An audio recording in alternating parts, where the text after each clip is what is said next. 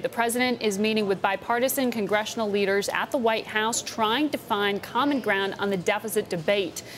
Is a grand bargain possible now? Let's get some insight from our Washington executive editor, Al Hunt. Al, you know, we talk every day about the progress that we are waiting to see made. Are we now looking at not a medium-term solution, but a long-term one? That's certainly the effort. It's going to be very difficult to achieve, however.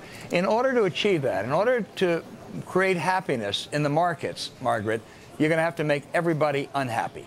And by that, I mean the Democrats say the one thing we don't want to do is give in on Medicare or Social Security. Those are great, great issues for us. And the one thing the Republicans say is we don't want to do anything on tax increases because that's where our base is. Well, you're not going to do the former unless you do the latter. You're not going to do the latter unless you do the former. A Democrat said to me this morning, quite angrily, he said, if Obama gives anything on Medicare and Social Security, he better get, at a minimum, ending the Bush tax cuts for the upper income and doing away with a bunch of tax loopholes. If you talk to a Republican, they would say the same thing about taxes.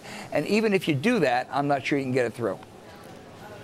Wow. And even the size of that, we were just talking to David Walker, and he was saying, you know, you really need to get towards that $4 trillion number. Anything below that isn't substantial enough. But it sounds like even the first step towards that hasn't been made.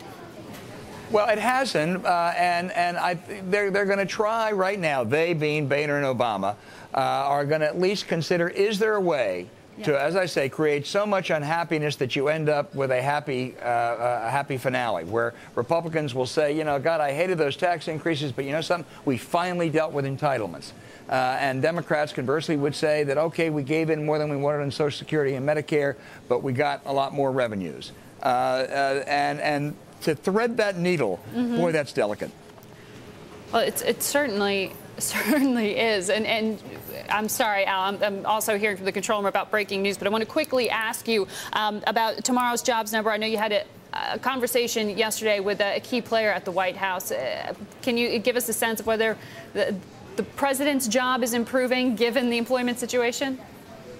David Plouffe, the president's top political advisor, told a Bloomberg breakfast yesterday that voters out there don't focus on the unemployment rate or the GDP. He didn't say they don't care about unemployment. They focus on their own personal situation, which he said is getting marginally better. And then he went on to spend a lot of time about what bums the Republicans are, and clearly previewing, I think, what are going to be themes of 2012, that we're making a little bit of improvement, fine, but let me tell you something, whatever problems you have with us, look at those other guys, because the choices aren't very attractive when you look at them.